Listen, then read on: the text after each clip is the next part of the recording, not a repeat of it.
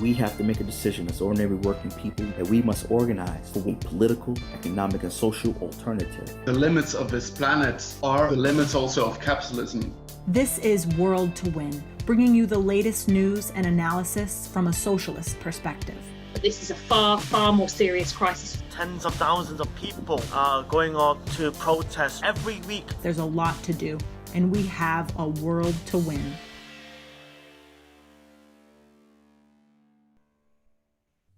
Hi everyone, and welcome to another episode of Well to Win. So we had to take a break last week, but we're back with a really fascinating and really important episode today about the refugee crisis. Unfortunately, Toya couldn't be here this week, so he's stuck with me again, but she'll be back very soon, so don't worry about her.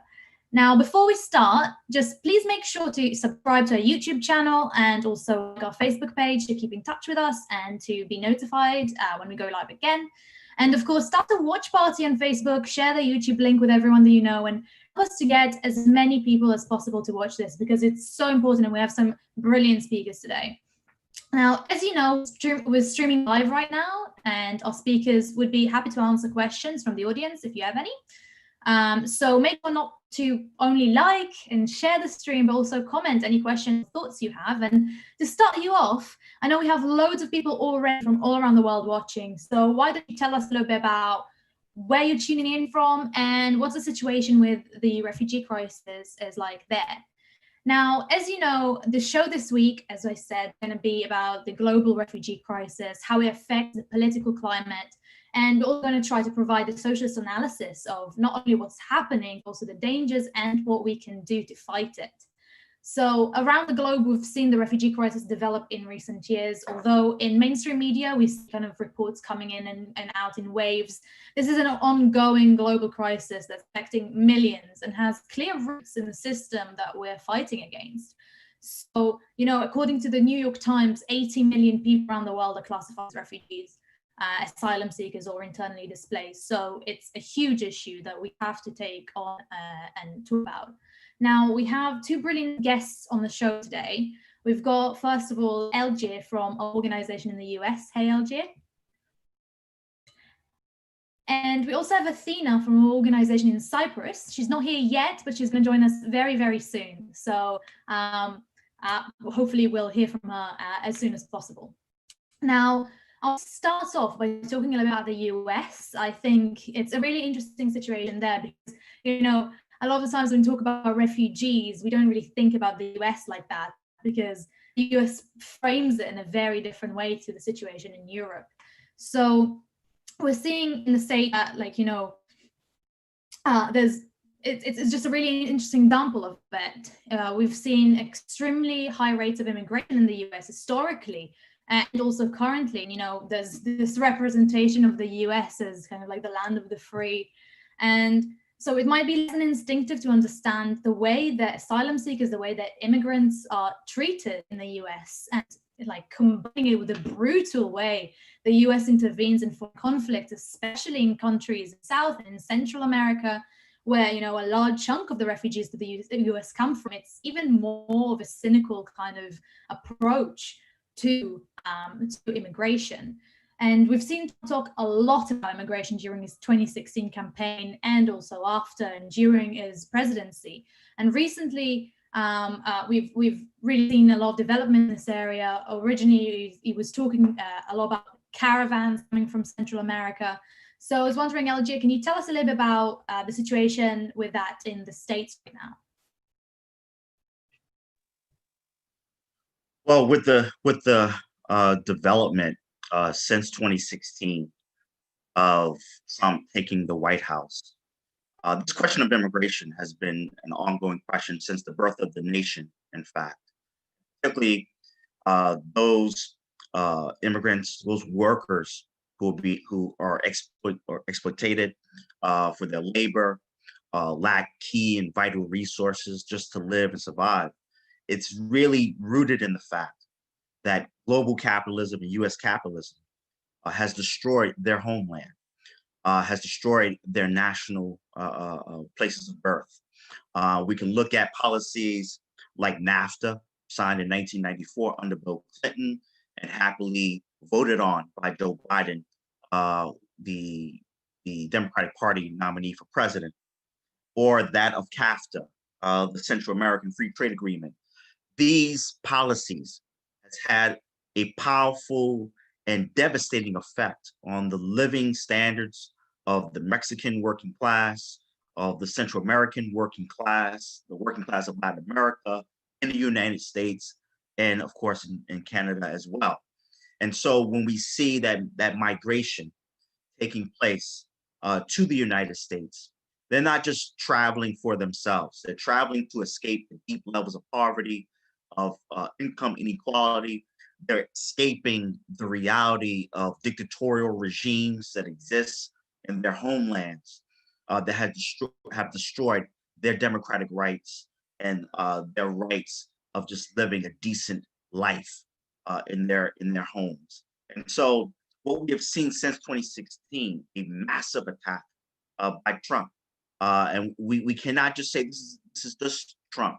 We have to say, in fact, that Obama opened the door to this process that we have seen under Trump since 2016, the restrictive asylum policies, attacks on visas, sweeping green card rules, broader deportation priorities, decimated refugee programs, and certainly in this most recent period with COVID-19, a pandemic era border patrol, border restrictions. And so he has taken what Obama opened up as a deporter-in-chief with 3 million people deported, and has only exacerbated the situation, pinning native-born American workers against immigrant workers, to which we stand against. We want the full unity of native-born workers here in the United States and immigrant workers, so we all can live a decent life, a dignified life, with the type of resources we need to provide for ourselves and our families. Thank you, Eljeer. I think it's a really strong note to open this broadcast with, because of, like America being such a big deal for everyone around the world, and the Trump administration being so different, but at the same time not that different from administrations before when it comes to dealing with immigrants. And I think the situation in the US generally is quite mind-blowing when you think about kind of the way that Trump administration has treated refugees in reality, but also philosophically as like the scapegoat, is a real testament to the way that the capitalist class use these issues to create divisions amongst the working class. And speaking of that, I think that when we talk about refugees, we're not only talking about immigrants or people just like moving around. We're talking about people who were forced to leave their countries. And in the past decade, the number of refugees globally has nearly doubled. So it's obviously something that's more intrinsic in this kind of system than just people wanting to change scenery. So I think it's really important to discuss kind of like the reason why refugees exist. So Athina, I see that you've joined us. So I'll ask you a quick question about, maybe if you can talk a little bit about why we're seeing these massive numbers of people being forced to flee their homes, and kind of like the origin of the refugee crisis. Hello, everyone. Thank you very much for having me in your program. Yeah, the masses of the population that are moving from especially the Middle East and North Africa is not a phenomenon happening only now. It's mainly caused because of the war and conflict. So when we talk about refugees, which is the UNHCR is recognizing merely 5 million out of the 80 million that they are displaced now. They are leaving their countries because there are wars going on, like in Syria, conflicts like in Afghanistan, or dictatorial regimes like in Iran and other countries. So yeah, especially the last few years, which is the one that it's on the news recently. I mean, and it has gotten more publicity. 68% of all the refugees that are crossing, especially from the Middle East to Southern Europe is from 5 countries and mainly Syria.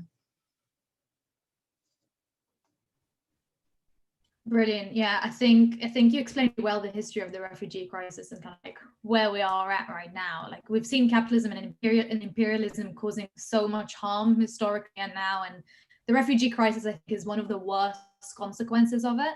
And we've seen states that, you know, cause border disputes, that cause the civil wars, that cause the economic and political breeding ground for a refugee problem, then go on to refuse to accept refugees into their borders.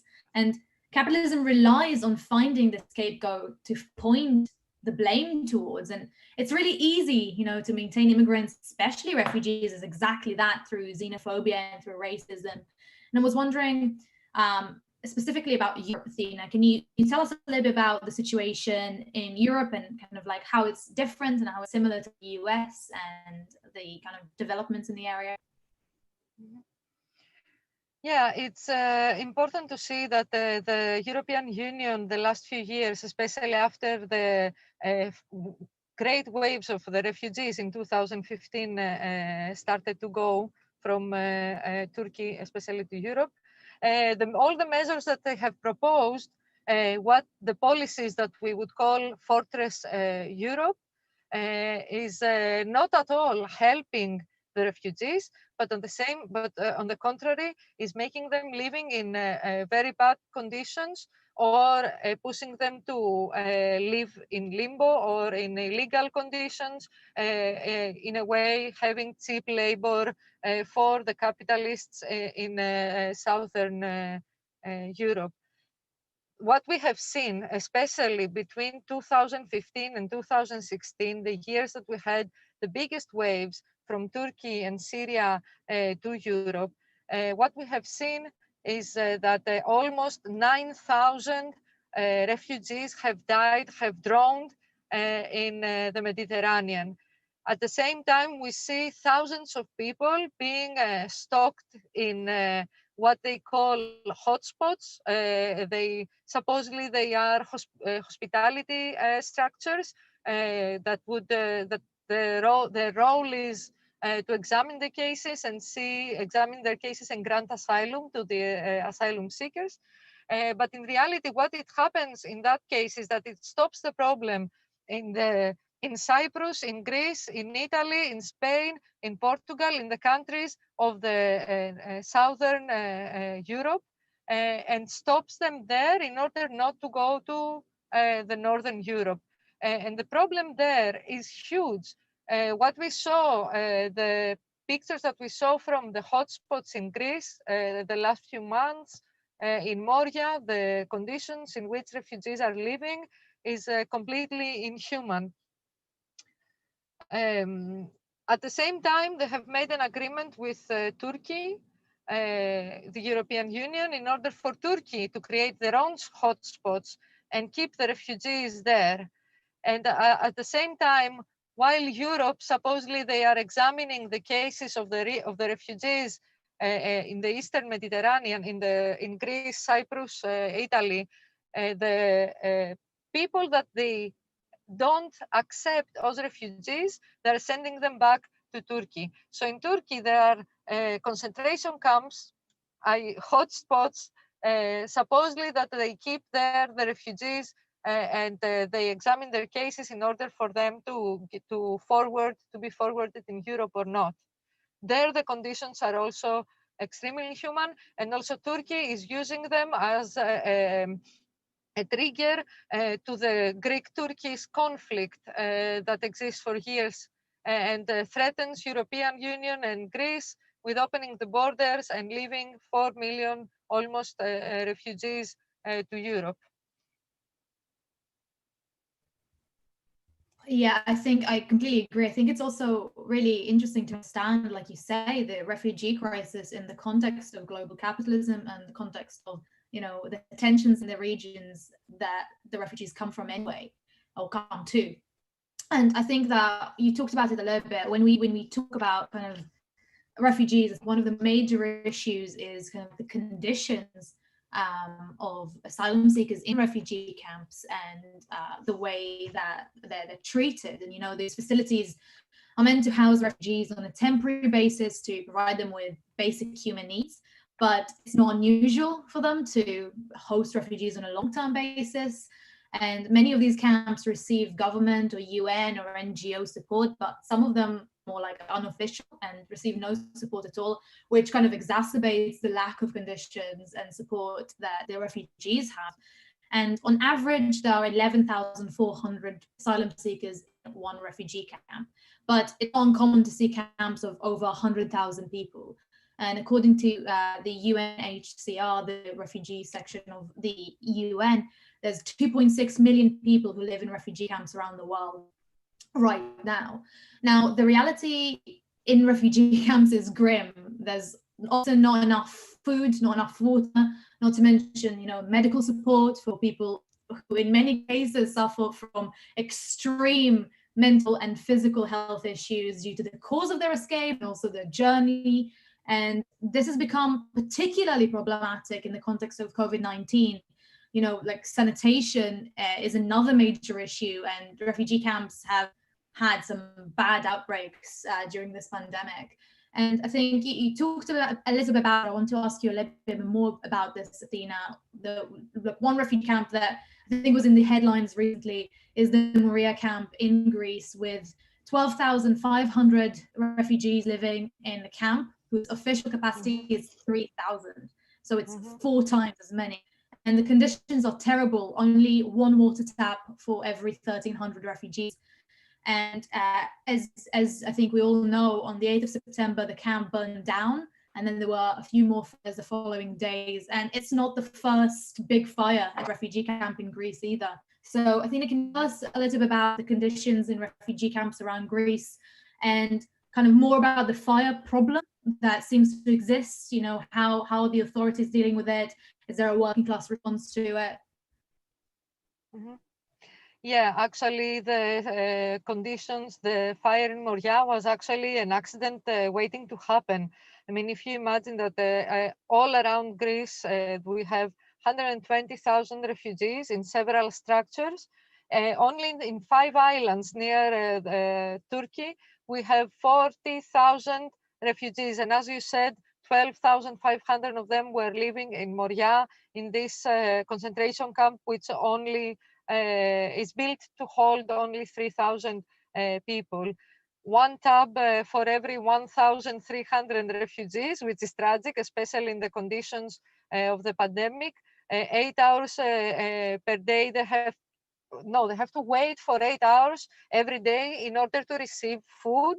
There is one toilet only for each 210 people, and one shower for each 630 people. So we can imagine that in these conditions, if what the government said is true, that the same the refugees put fire on it as a protest movement, could happen, because in reality you have all these people there without any sanitation conditions in a pandemic, and you expect them to stay there and do nothing, not act at all, etc. Of course, we had in the past several fires to refugee camps from neo-Nazis and far-right groups on the island. We had also the case of German and Austrian neo-Nazi groups coming to Greece, especially to Lesbos, where is Moria, the Moria camp, and going around the roads, because we have to think that these hotspots before the pandemic was open hotspots, so the refugees could go out, walk around the villages, etc. And especially in the beginning, when the refugees were coming to Greece and then they were passing to go back to go to Europe, where it was their original goal, there was a very big solidarity movement in Greece helping them to do that. But when the government decided to pile all these people in these hellholes in the islands, the right wing, the far right, the neo-fascists found ground in order to go and organize the people living there. And also we had many incidents of fires, of arsons being set by these neo-Nazi groups in order to harm the refugees. So even though now they say that the Moria happened because from the same refugees, we cannot not question whether this was an arson, and the government now is covering up the attack of the far right. Yeah, I completely agree, and I think I'm gonna ask you a couple of questions about the far right in a bit, because I think it's a major issue, and I think also specifically in Greece there's been a few developments that I think we should really talk about in this context. But before we go there, I'm gonna read out a comment that we got from Matt in England, who said, "Refugee crisis will be made much worse with the threat of climate change, will millions wanting to flee low-lying countries to avoid sea rises as well as drought in arid areas." And I think that's a really good point. I think we've already started to see some kind of climate refugees, and it's only going to get worse and worse. Now, I want to move, before we go back to talk about the far right, I want to move a little bit to the US then. And I think the situation in the US is slightly different. Deportation has become a priority under Bush and Obama. Eljeer talked about this a little bit, with almost 3 million people deported under Obama, but Trump is taking this to a whole new level with those detention centers, which is a really lovely euphemism for what basically are glorified concentration camps. And in 2018, it was reported that there were many instances of violations of federal guidelines by detaining migrant children for up to 25 days in facilities that were not designed to hold people for long periods of time. That's a quote. And they were separated from their families. And this is when the guidelines state that children shouldn't be detained for longer than 72 hours in those camps. And, we're seeing many people being jailed, being deported, while asylum seekers are labeled as lawbreakers, criminals, rapists, murderers. So can you explain a little bit about how those centers work? And what do you think about the way that the Trump administration, also previous US governments, are treating refugees? Well, first, I would say that the United States is a prison nation. We have the greatest prison population on the planet, with over 2.2 million prisoners. What is not talked about certainly is the 300,000 prisoners in detention centers, mainly immigrants or asylum seekers. And so we're talking about a nation beginning even before the American Revolution in 1776, where the first prison was constructed in Walnut Prison in Philadelphia, Pennsylvania, in fact. And so what we're looking at a society that deals with its internal crisis of deindustrialization, lack of jobs, lack of resources, lack of public and social spending, to locking people up in prison, right? And so from that standpoint, that's how we can understand how do we get to this point. Detention centers and the proliferation of detention centers, along with prisons, or the construction of prisons, flow after the crime bill of 1994, the three strikes you're in under Bill Clinton, 1996. They were meant to really deal with the fact that we had idle surplus labor in the society, and that American capitalism was not going to invest in jobs and education and healthcare and all the vital resources that any quote unquote democratic society should have to function for its citizens. And so these detention centers, these corporations, basically, like GEO Group, which controls the Northwest Detention Center, which is part of Seattle, Tacoma area of Washington State. It's a profit generating machine. It basically got $12 million in 2012 for Operation Pause, which is mind boggling. And certainly detention centers are based on the fact how many people that you can lock up, how many people that you can hold in the detention center.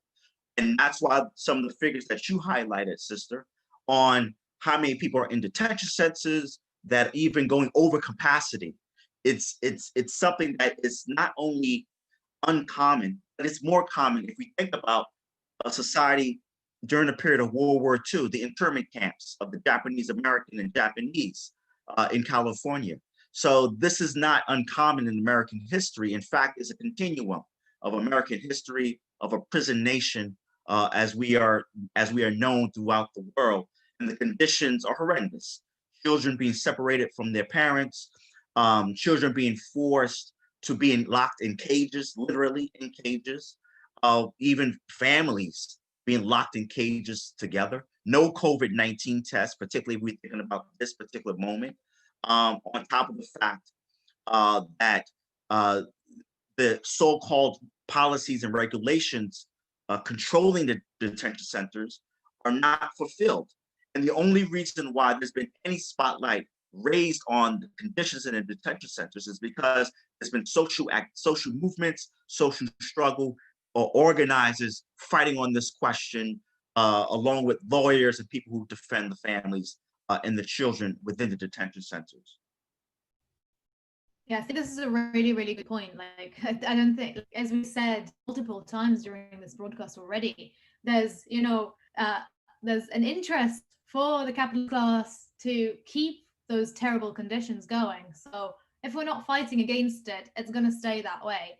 And I think the policies that you've been talking about are like horrifying. Like, there's no way to describe it, that they're enraging. So I think it makes perfect sense that people are outraged and want to fight against them. And I think everyone would agree with that. And I think, like you said, because Trump is such a kind of like contentious character, if we're trying to be polite, and a vicious clown if not, it's easy to forget that he's not the only one who started this position. He just brought it onto an obscene level, but he's kind of made an already horrifying policy just worse.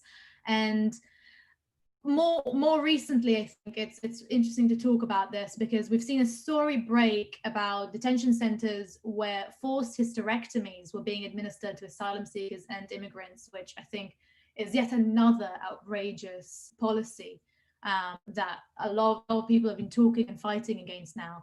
Now, it's not just outrageous, actually. It even falls in the definition of genocide of like the UN, because it's an act that's imposed in order to prevent births within a certain group of people.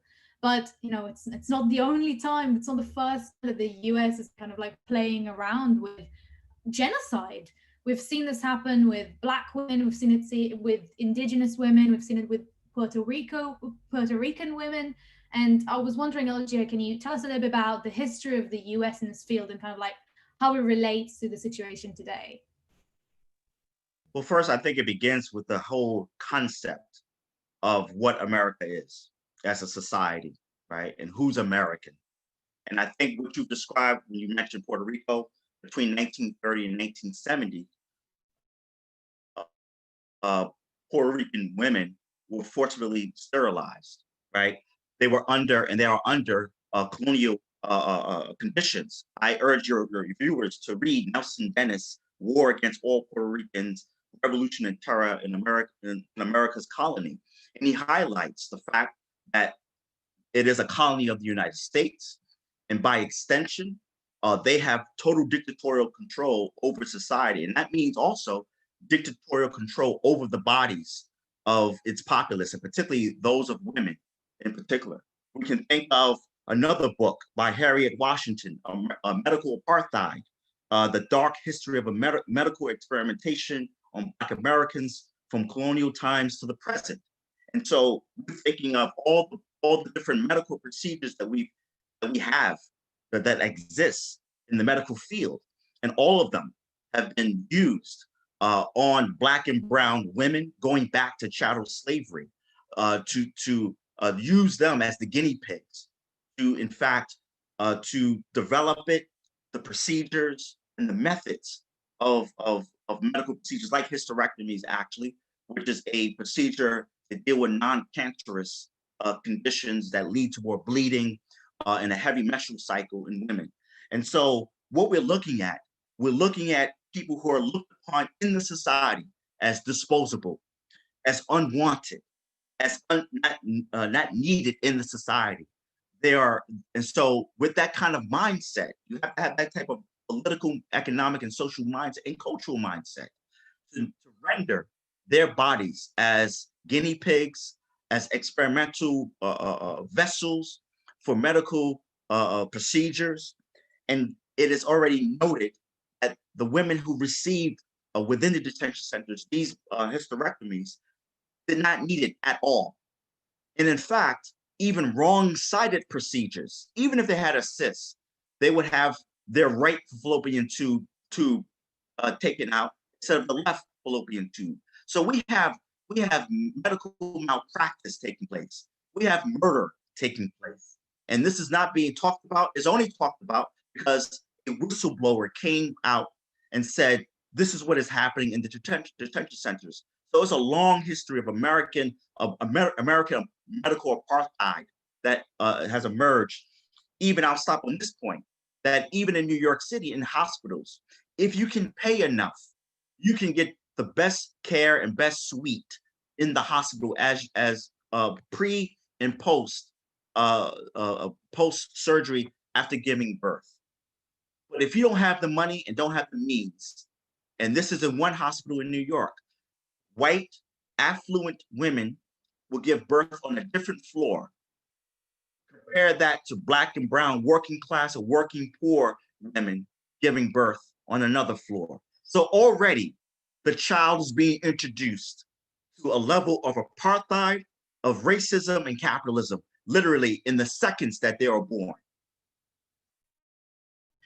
I think this is like, first of all, it's absolutely disgusting. And I think, you know, the whole thing of like treating people as subhuman if they're not rich enough, if they're of different skin color, different ethnicity, different culture, different language, is absolutely disgusting. And, you know, it sounds like a flashback from the Nazi regime. It doesn't sound like something, you know, that you would think happens in America, but I think it's really important that we stress out that it is happening in America and has been happening in America for decades, if not centuries. And this is something that we have to discuss, because it's not just America, it's things that happen every day. Because when the capitalist class can, you know, get away with doing that, they will. They absolutely will. And I think that connects us a little bit to the discussion on the far right again. And we've spoken about this a little bit before, but we know that the capitalist system benefits from xenophobia. We know they benefit from racism. And ruling class use nationalism and migration to amp up these sentiments of racism and xenophobia, and, you know, create this division amongst the working class to block us from seeing the need to fight alongside one another on a principled, internationalist, and working class basis. And this, together, the glaring vacuum on the left, kind of creates this perfect breeding ground for the far right. And we've seen this around Europe with the Fortress Europe policy that Athina talked about a little bit before. And, you know, it's kind of like a mentality that just shows how racist the EU establishment is. But we've also seen it elsewhere, with nationalism being kind of like invigorated by this us and them kind of myth. So Athina, can you explain to us a little bit about how the far right takes up the question of refugees and how it benefits from it? Yeah, thank you. So first of all, we have to say that, as you said, in capitalism, the division between us and them was always there. And especially in the decades of the 80s and the 90s, the far right developed widely, especially in Greece. They were growing. They had attack battalions. They were attacking migrants, leftists, activist students. They were extremely active, and even though there were many accusations in the police, the state didn't want to put them in prison. So the neo-Nazis and parts of the far right, they are working as the far right hand, if you want, of oppression of the capitalist class towards the working class and also the migrants, the refugees. And they find they use this argument actually even more, even in areas that the migrants or refugees don't exist. We saw that Golden Dawn, which is the main, if you want, representative of the far right of the main neo-fascist group in Greece. We saw that even in neighborhoods that there was no refugees or immigrants, by using their slogans against migrants and against foreign people generally, they were taking points.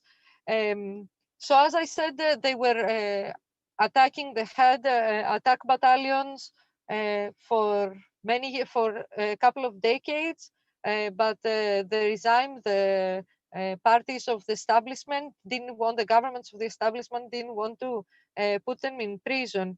And this started to change actually changed in 2013 when they killed one Greek white anti-fascist hip hop singer, and that is the only time, because of the movement and because of the pressure of the people, that for the first time the victim was not a foreigner, but it was one of us. It was one. He was Greek, he was white, he was not one of the others, let's say.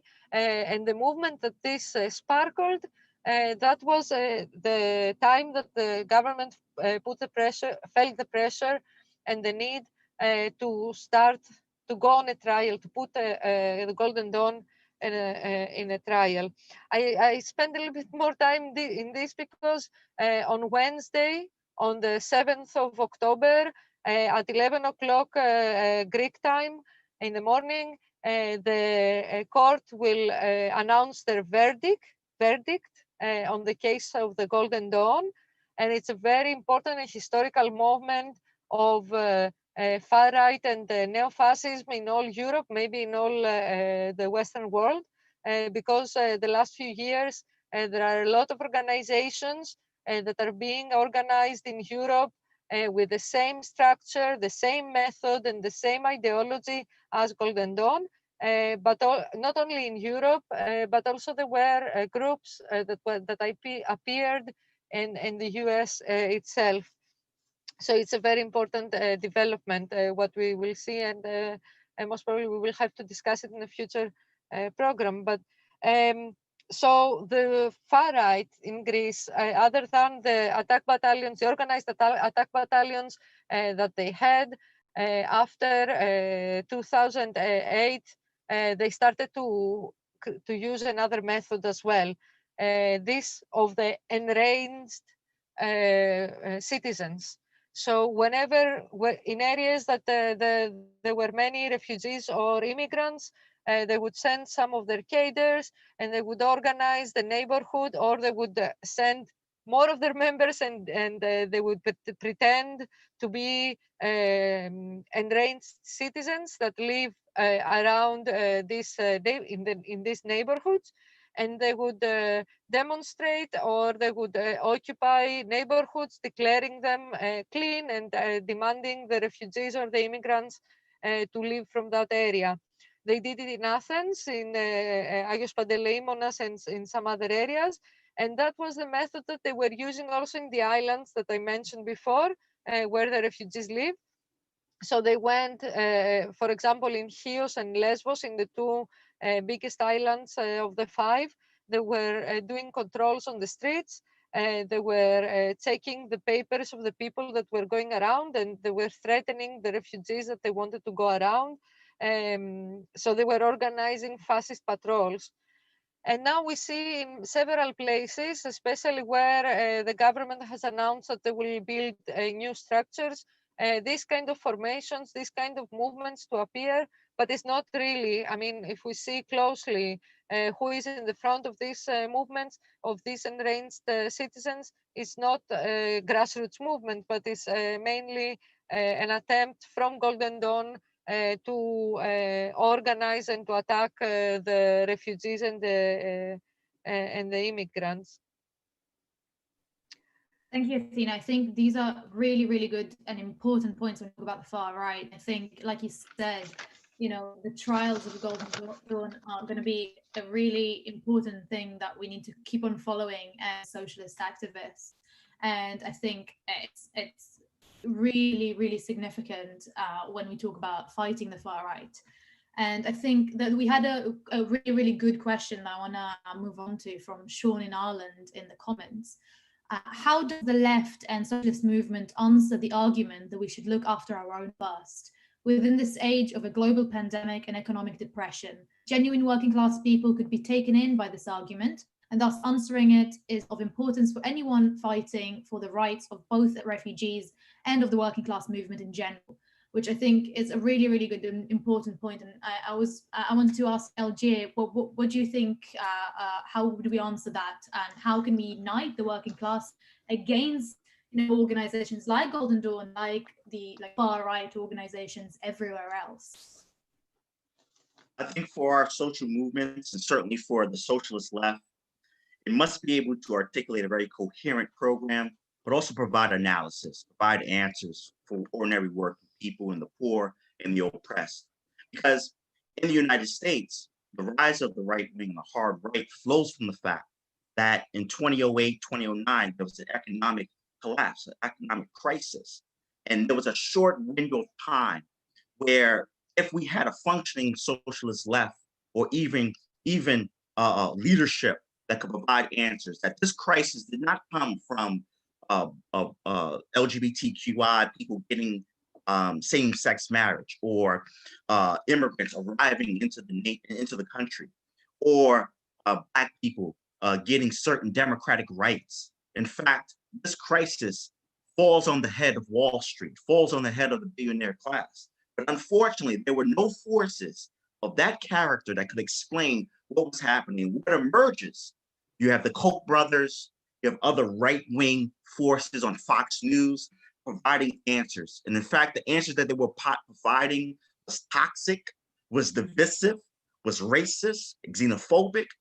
And ultimately, what we have in the development of this right wing flows from the fact that there's a vacuum that exists of leadership and radical organization. And so in many ways, what we have to look at is that in the history of American society, of just looking at American society, this question has always been used as a wedge issue, has been used as a divide and conquer issue for the American working class. And so what we need to do going forward, and what we have seen going forward, like in Boston, for example, a few years ago, there was a hard right organization mobilizing in the Boston Commons. And the response by the Boston political establishment was, everyone stay home, do not participate, do not engage these people.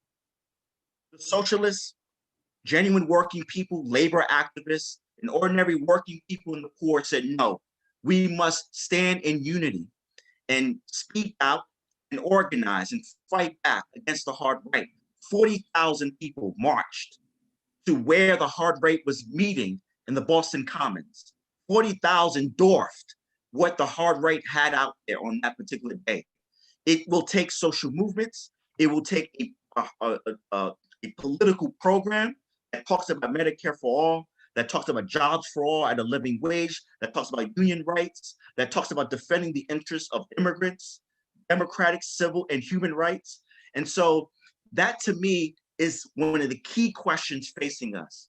Can we build a functioning socialist movement, but also wider working class movement that will put working people first instead of the profits, the prestige, and the private property of big business first? Trump is a demagogue. He cares nothing, actually, about those that he says America first. Let's be clear, because as soon as he won, there were certain political points he stopped talking about as soon as he took office in 2017. And so what we have to do, we have to provide the type of leadership, we have to show through history, actually, that solidarity and working class unity can defeat corporate power and defeat the hard right. Defeating the hard right does not mean to kowtow and to stay home. You defeat the hard right by showing power to power. And we have more power than they do. Boston is the great example in my mind of that moment. Brilliant. Thank you, Eljeer. I really agree with that. And I think I'm going to quote you from another episode of Well to Win when you said that we don't need allies, we need solidarity, working class solidarity. And I think this is really showing it. Like it's we have to have, to be hand in hand with everyone in the working class to fight against the far right and fight against the capitalists in order to gain what we actually deserve as the majority of society rather than the profits of a small few of people. And we have another question that I think is really interesting that I want to hear from both Eljeer and Athina about. So this is a question from Peter in Germany, who said, leaders of the so-called left in Germany say that letting the refugees in is too expensive. What is the approach of other left formations and trade union leaders, the mood amongst working people, and what is our attitude towards that? So Eljeer, can you maybe start answering this question? Well, unfortunately, the labor movement in the United States really parrots the line of argument from the political and economic establishment in the United States. I mean, for example, I'll just throw in what Biden has already put forward. Certainly, he will attempt to overturn some of the most arduous elements of Trump's anti-immigrant xenophobia and racism and his policies that flow from that. But at the same time, he also has made no promises to the left, to immigrant rights organizations, that he really will dismantle what has taken place over the past 3.5 years under Trump. We have to keep in mind that it was Biden who was vice president under Obama, the porter-in-chief of 3 million out of the country. And on top of that, gave ICE and even the detention centers even more power in the society. So we have to take on what he wants to do really with a grain of salt. And ultimately, it's going to take social movements and social struggle to beat back certainly what we did in the first travel ban by Trump in 2017. And so it's going to take that kind of force to implement the type of policies that we need.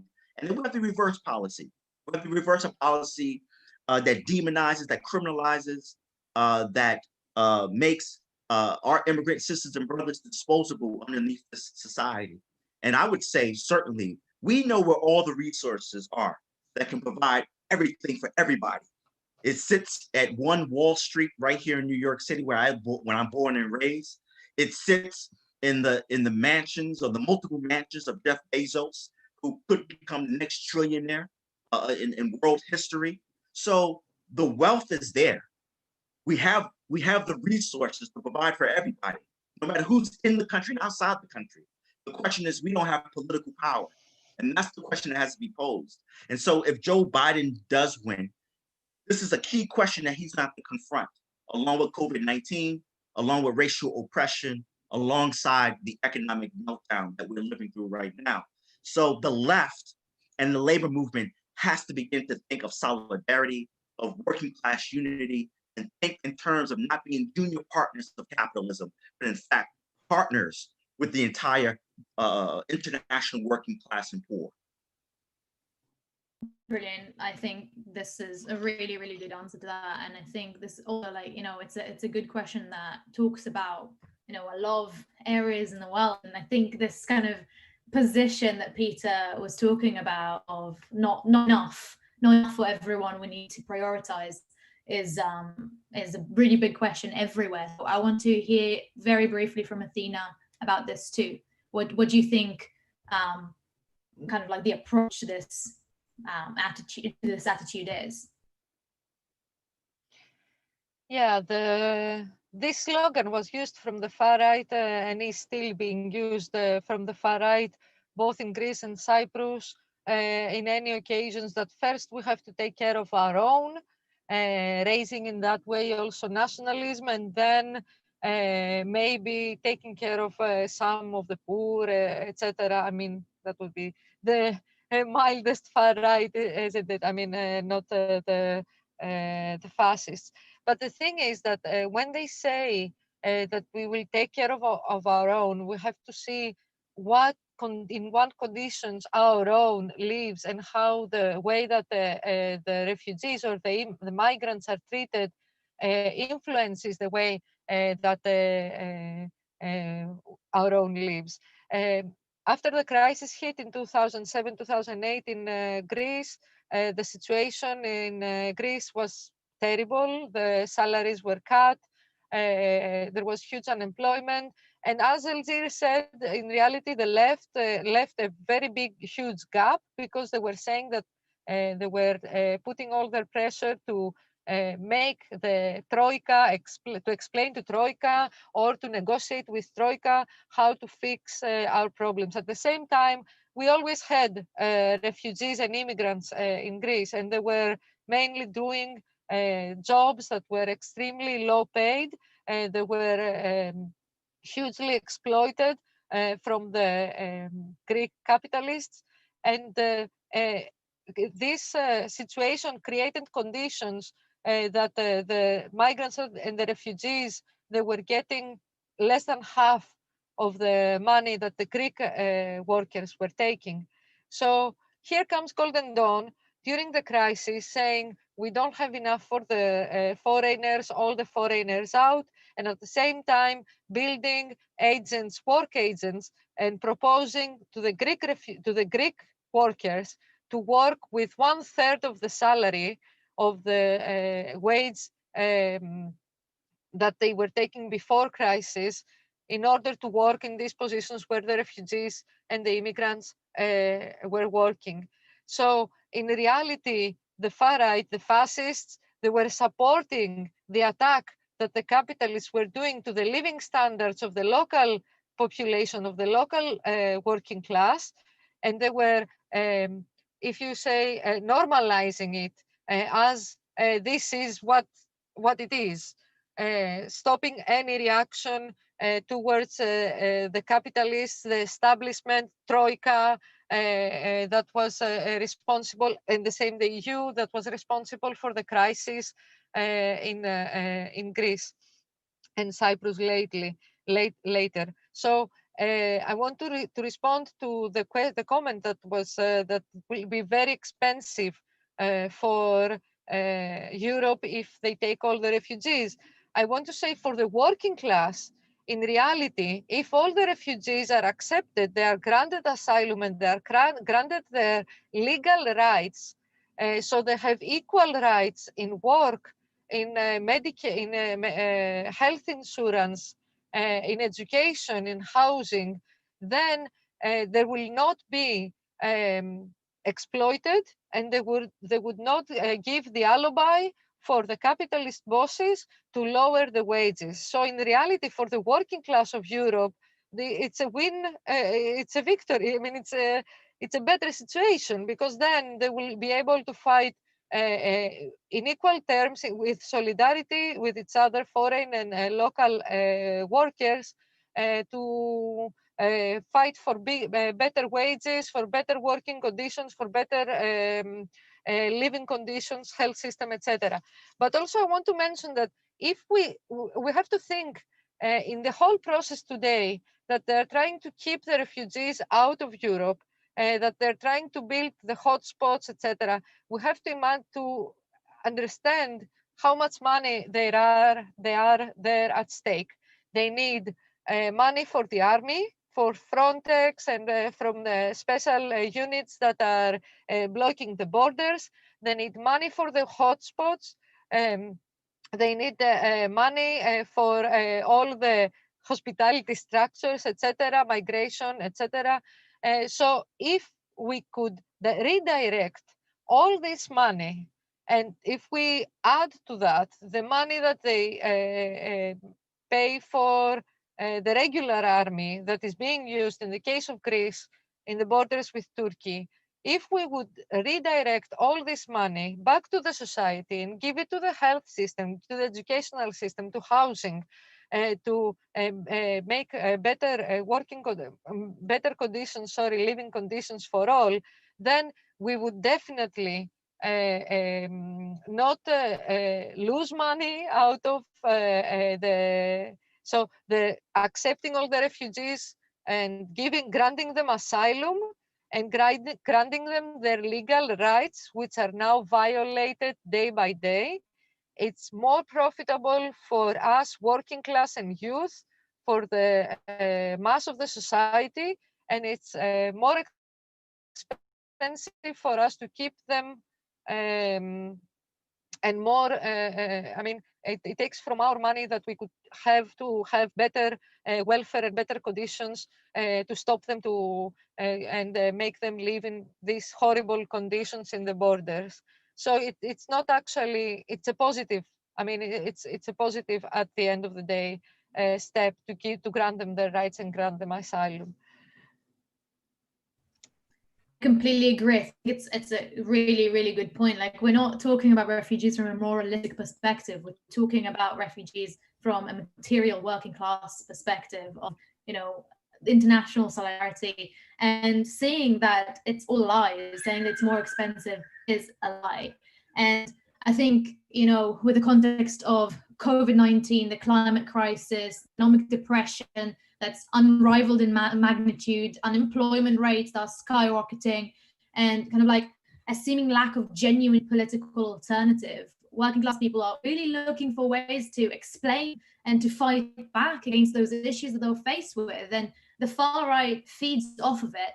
And, you know, as they're feeding off of it, it also seems like the left is not presenting anything against them. Like Peter was saying, it seems like the left is walking into those traps as well, instead of explaining on a material basis why this is wrong and presenting an actual alternative. And I think that kind of leads me to the question about the US elections, because obviously we've got the presidential elections soon. And when we talk about this context of refugees and immigration and the detention centers in the US, we know that Trump has an horrendous approach when it comes to that. And, you know, of course, now we got COVID-19, which means that the discussion might shift. We might not see as many debates as we thought we would, even though he's saying that he's going to be fine. But, you know, not sure we can believe that.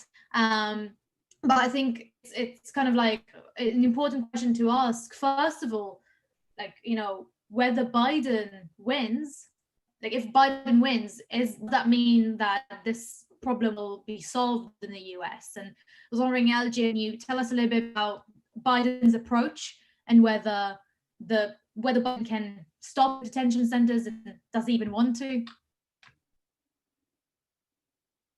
Well, Biden has talked about within his immigration policy a 100-day freeze on deportations. ICE would focus on threats to national security and those convicted of serious felonies, whatever that means. That's a very dubious comment, or I would say policy point. I really would have us think about, what does that mean? Stop detaining asylum seekers for duration of their cases, ending for-profit immigration detention centers, and particularly that of ending the family immigration detention center that was established under Obama in 2014. So this is what Biden is saying. Do I think he will do this? I think there will be some measures taken. For example, he will probably most likely put an end to the travel ban for those coming from Africa and Asia. But we have to keep in mind that this is a conversation about what does the ruling elite want to do. It's not just Biden and Trump. There's segments of the ruling elite that are looking at this question. They want the cheap labor that immigrants provide. That's on one side. At the other side, there's been a movement. There's been mass movement on this question. And of course, the Great Day without immigrants in 2006, 14 years ago, which saw basically a general strike of immigrant workers in major cities in the country, like in Los Angeles, Chicago, and also other parts of the US. And so the only way Biden changes a number of reverse Trump's policies, I think he will have to have massive pressure put upon him. He could have a bit of a honeymoon period, but it's going to be a honeymoon period with a rocky few weeks to months, to be honest, because COVID has not been dealt with. Still racial oppression and racial police terror is still a reality. in US society, and then the economic crisis that he's faced with. And so I think it's going to take social movements and social struggle ultimately deal with the question of immigration that benefits immigrant workers, immigrant families, asylum seekers. And so that to me is the most important thing. And I think a lot of people think that with Biden winning, that opens up space to get some reforms done. I would say on a limited basis, he's already said that certain things will be very difficult to overturn. Keep in mind, the Democrats at times, they like to have certain policies that they can use later down the road that are against the working class and against the poor and the oppressed. So we got to keep those kind of perspectives in mind. I completely agree. And I think even on a global level, it's important that we stress out the importance of these movements against this, because, those politicians that are capitulating to the far right or are, giving us the lip service of, yes, we agree, but actually not doing anything about it. They're not doing that because they're actually capitulating. They're doing it because they're part of the ruling class and they benefit from workers being divided. They're benefiting from these policies, like you said. And when you think about it, the arguments are just, silly. People don't put their lives and the family's lives in danger, then they don't leave everything that they have behind. They don't travel through dubious and expensive means through deserts and seas to reach a place they don't know, and in many cases don't even speak the language of. People don't do that for fun. People do that because they're forced to do that. Refugees exist because the political and economic situation where they reside forces them to do that. And that's before even starting to mention the growing problem of environmental refugees that we mentioned there a bit in this broadcast. And these situations are created by war. They're created by physical and economic devastation. They're created by capitalist and imperialist agendas that have spiraled for centuries, and in some cases even longer. And as long as wars and military interventions take place, the short but also long-term consequences will inevitably create a refugee problem. And the imperialist powers that wage war and they support the dictators, and then they exploit the resources and the people of smaller countries, and then they continue to support the mess that they've created by selling weapons to support those wars and spreading their capitalist interests in the regions that they've destroyed. But whilst doing all of that, they close borders to the ramifications of their actions. They refuse to accept asylum seekers. They put up ridiculous immigration schemes in place, and they abuse and repress refugees. And at the same time, they continue to exploit and repress their own working class. They point an accusing finger at the immigrants and refugees as if they are the problem. And the poor and the workers in those countries aren't to blame for, trying to find a solution for the suffering that they're suffering. Just as refugees and immigrants aren't to blame for that suffering. The poor are right to be angry for not having jobs. They're right to be angry for their economic instability or their financial security. And the people that cause all of this are the ruling class, but the capitalists. They're the ones who caused the refugee crisis in the first place. And the only way to stop the exploitation of the working class, including refugees and citizens of the countries, is through the cooperation and coordinated action of the working class and the poor, which means through organized action, but also as fighting for socialism, fighting for a democratic and organized and socialist program that will put the health and safety of people worldwide before the profit of a handful of fat cats. And I think this has been a really, really good discussion. Unfortunately, we're running out of time now, so I'm gonna move on to the favorite part of the week, which is shout out of the week. And this week we're shouting out a very exciting new magazine. So after only 1 year since its founding, the Alternativa Socialista in Mexico is launching a new socialist magazine, which is called Alternativa Socialista. The first edition is going to go to press this week, so it's really, really fresh. And articles are going to include Mexico 2 years after left-wing President Amalo elected, reports from ISA comrades in Brazil, Argentina, the struggles for abortion rights, and on 50 years since the election of Allende's Popular Unity government in Chile. And it's going to be an incredibly valuable resource for schools in Mexico, and generally a Spanish language resource for ASA and all socialists in Latin America, the US, internationally. So if you speak Spanish, and even if you don't, but you want to support the struggle in Mexico, get your copy ASAP. And I also want to mention that the Mexican Alternativa Socialista launched Rosa Mexico, which is a socialist feminist campaign this year, which is just to organize a successful live stream in defense of abortion rights yesterday. So it's amazing and incredible, and hopefully abortion rights will be won everywhere. And we obviously have to fight for that internationally. So just wanted to shout that out too. And now we have come to the end of our show. So thank you so much for everyone for watching, and obviously make sure to subscribe to our YouTube channel as well as like our Facebook page. Soon, all of the streams are going to move to YouTube, so make sure that you sign up to our channel on YouTube. And of course, join us. We've talked a lot today about the importance of building real socialist resistance to fight the far right and to unite the working class globally. And the National Socialist Alternative is active in over 30 countries all around the world, with activists on every single continent. So we're all dedicated to fighting for a world that's built for us, not for profit.